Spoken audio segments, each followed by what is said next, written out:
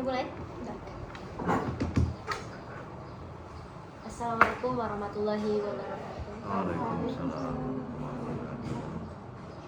Sebelumnya kami meminta maaf apabila kami telah mengganggu waktu Bapak. Saya Diva Nabila dan kami dari mahasiswa dari D3 Keperawatan Universitas Muhammadiyah Riau bermaksud di sini untuk memenuhi tugas mata kuliah kami yaitu Al-Islam Kemuhammadiyahan. Jadi kami bertugas untuk mewawancarai tokoh yang menurut kami sukses lah, yaitu Pak. Jadi apakah Bapak mau diwawancara? Insya Allah bisa siapa. Baik, langsung aja ya pertanyaan pertamanya. Apa itu Bella? Bolehkah Bapak ceritakan sedikit dari hidup Bapak? Ini nggak diterima tadi. Yang dari mana? Ganti. Iya kan Pak? Masih kedua. Kalau kami terima aja, tergantung yang wawancara. Nanti cut lagi itu ya. Kalau nggak ini berarti yang kedua langsung. Yang saya bilang tadi nggak mau ada. Kalau kita ditanya apa aja kita jawab. Lanjut aja, tanya aja. Gimana? Nanti pandai Bapak tidak kan? Udah Berarti kan? nomor tunggu, berarti nomor 2 ada. Iya. Tahu di Padang. Dia ada 7 kan? Ada. Berarti di pelajaran Di ya. pelajaran. Baru kesini 4 Diulang Oke. dari mana? saya kelima. Ya. Jadi ulang dari mana di tadi ngomong terakhir nih? Dari Dipa. Baik, lanjut saja gitu ya. Dah, mulai acting lagi. Aku yang pertama, Jadi Dipa, Bella, Wede. Dipa.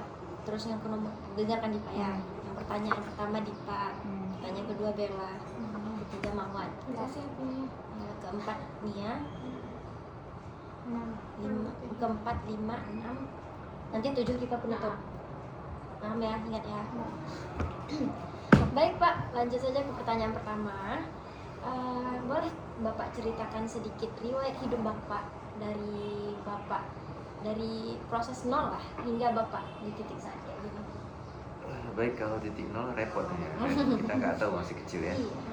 Yang jelas orang tua saya berasal dari, ayah saya dari Bogor, Jawa Barat, ibu saya dari Rengat, jadi Sunda Riau.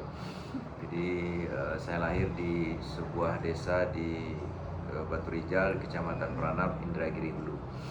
Jadi setelah itu kita merantau ke Kepulauan Riau dan akhirnya kita kembali lagi ke Pekanbaru untuk melanjutkan pendidikan karena waktu itu di Kepulauan itu agak sulit sekolah, jadi kita SMA-nya di Pekanbaru. Jadi setelah itu kita kuliah S1, kemudian lanjut S2, dan sebelum melanjutkan S2 kita mengajar di Al-Ittihad Rumbai ya, di Al-Ittihad Rumbai, Komplek Masjid Al-Ittihad PT Caltech Pacific Indonesia selama 18 tahun.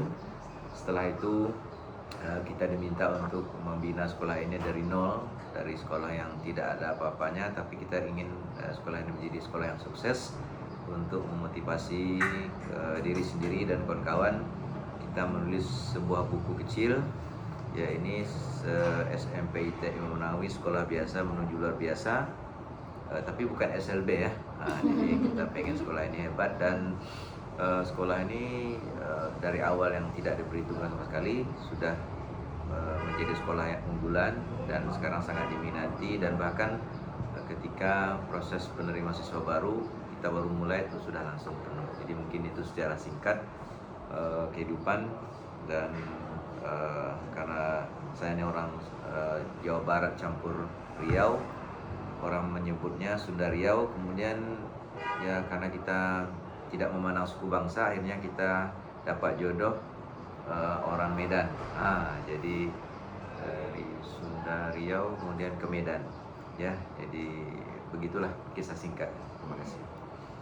Baik Pak. Jadi sekolah ini udah berdiri berapa tahun Pak?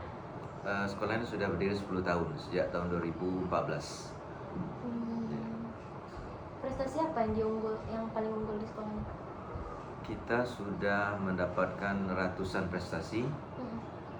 Kalau di ribuan mungkin belum sampai, tapi sudah ratusan. Dilihat dari trofi-trofi yang sudah kita punyai, baik tingkat kota, provinsi, tingkat nasional, bahkan tingkat internasional sudah kita dapatkan. Dan terakhir kita mendapat juara 3 se-Asia Tenggara dalam perlombaan tulis puisi. Baik Pak. Lanjut, apa pertanyaan selanjutnya? Adalah Ceritakan tentang saat Bapak memimpin tim di sekolah ini untuk mencapai tujuan sehingga Bapak bisa dan sekolah Bapak banyak mendapat penghargaan. Ya, sekolah ini kan tidak bisa dikerjakan atau diurus sendiri. Kita punya kawan-kawan, punya guru, punya staf, punya security, penjaga sekolah yang semua itu harus bersinergi. Itu kuncinya. Jadi kita tidak bisa menjadi Superman, tapi menjadi super team. Jadi kita kerjasama.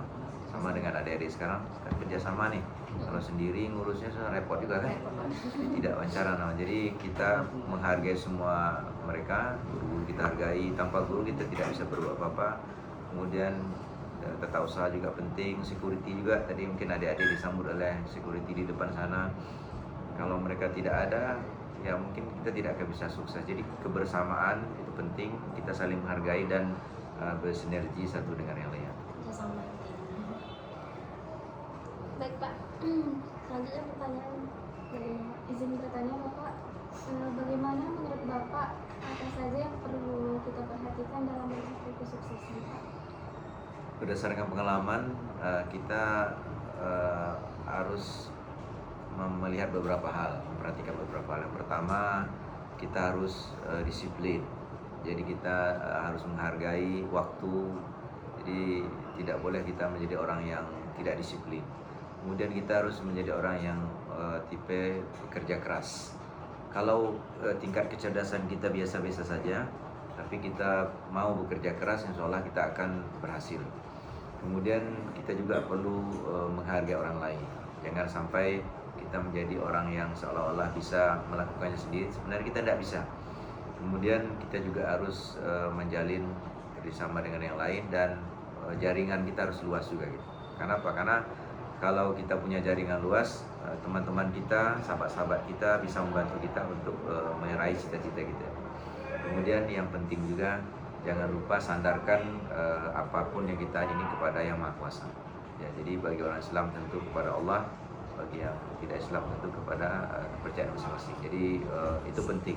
Karena apa? Karena kalau nanti kita sukses, kita tidak menjadi orang yang sombong, dan kalau kita gagal, untuk sementara kali sewaktu kita tidak menjadi orang yang frustasi. Jadi kalau kita sukses itu kita tahu bahwanya tidak hanya karena kemampuan kita, tapi ada bantuan orang lain dan restu daripada Yang Maha Kuasa, Allah SWT. Terima kasih. Udah, cek tengok kerekam nggak? ya Allah, jangan sampai nanti makan. Kerekam kok.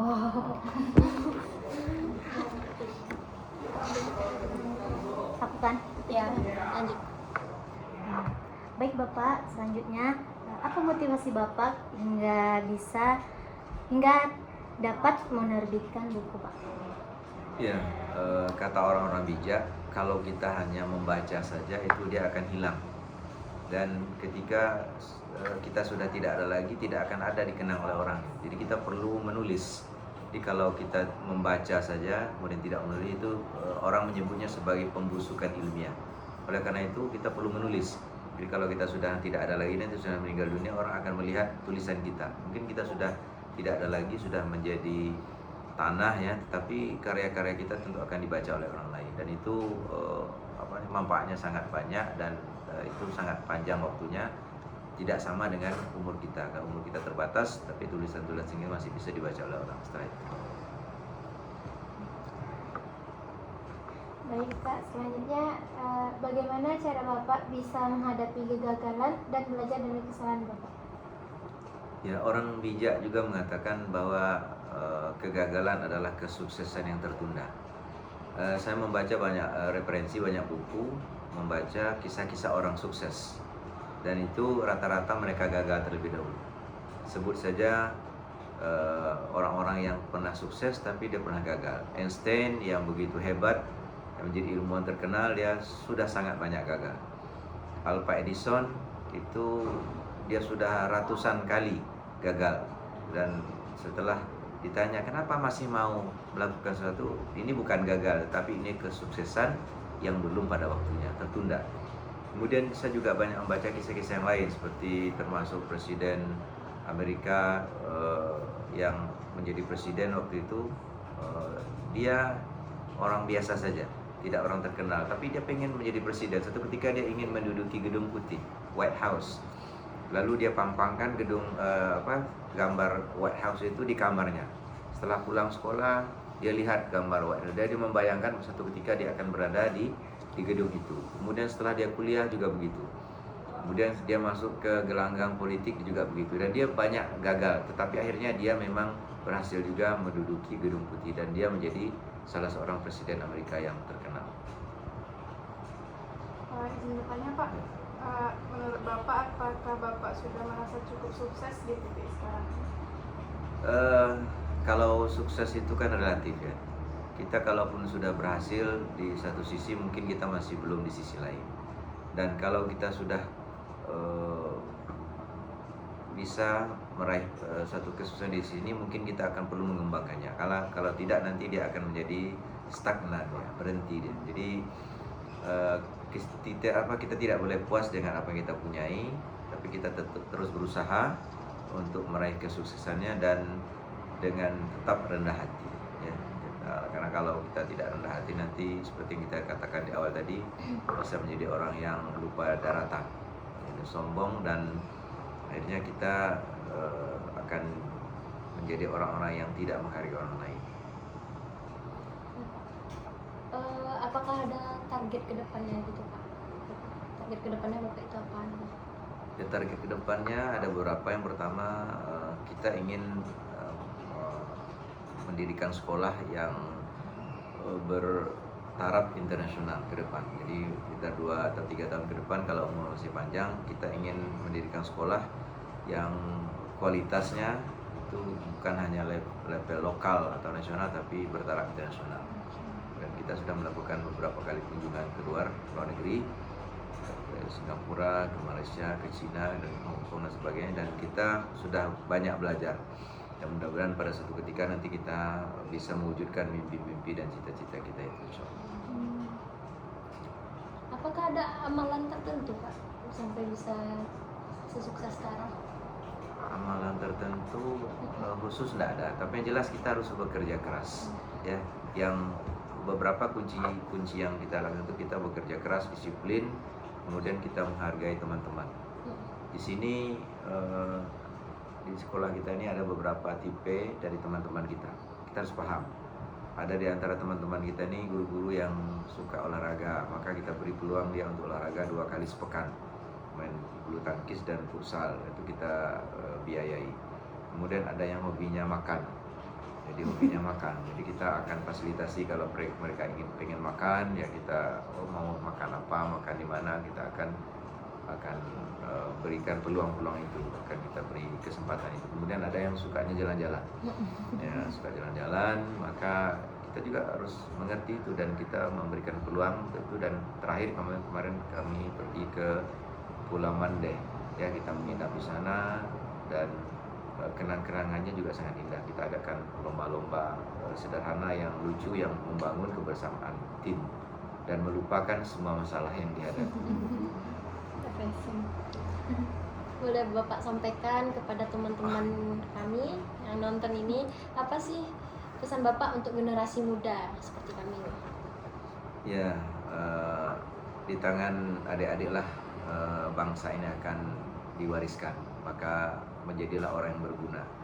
Berguna itu apa saja profesi kita nanti ke depan, ya sekarang adik-adik mungkin di kuliah di keperawatan, maka menjadilah perawat yang baik. Dulu Bapak pernah berpesan kepada anak-anak murid Bapak yang waktu di Tihad, Bapak pernah tanya mereka, ada yang pengen jadi dokter, ada yang pengen jadi insinyur, ada yang ingin jadi TNI, ada yang ingin menjadi ulama, ada. Jadi pesan kepada mereka itu, kalau kalian sukses, maka kalian jangan menjadi orang sombong, menjadi rendah hatilah.